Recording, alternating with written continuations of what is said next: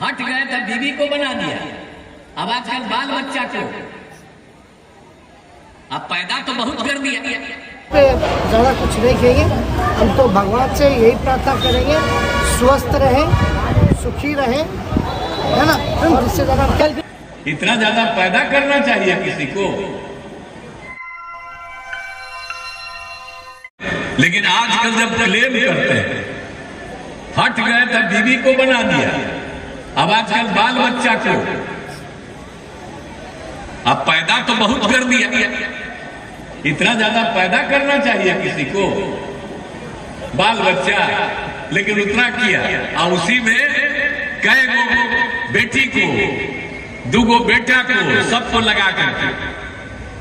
अब आप समझ लीजिए कि ये लोग क्या करते हैं, कहीं कहीं कुछ बोलते रहते हैं तो कहीं पुरानी बात को भूल जाते हैं। इसलिए हम सब जगह आपको बता देना चाहते हैं कि कोई काम नहीं होता था, और कितना ज्यादा होता था जी, कोई बाहर नहीं निकलता था, आने जाने का रास्ता नहीं था, पढ़ाई नहीं था, कोई इंतजाम कहीं पर नहीं था, इलाज तक नहीं होता था, क्या हालत था। हाथ जोड़ करके मुख्यमंत्री जी को चुपड़ा भाई यही कहना चाहते हैं, यहाँ पर अभिभावक है, बुजुर्ग है, सम्मान करते थे, करते रहेंगे।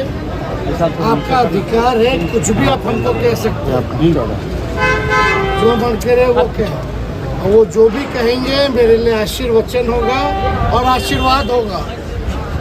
लेकिन बात यह है कि व्यक्तिगत बातें बोलने से क्या बिहार के लोगों को फायदा होगा, और व्यक्तिगत बातें जो है इस समय ऐसी बातें बोलनी नहीं चाहिए। हालांकि कुछ भी बोले हम तो आशीर्वाद के रूप में आशीर्वचन ही मानेंगे, लेकिन चुनाव में मुद्दे जो है मुद्दे भी बात होनी चाहिए, और किसी को इस तरह से व्यक्तिगत बोल करके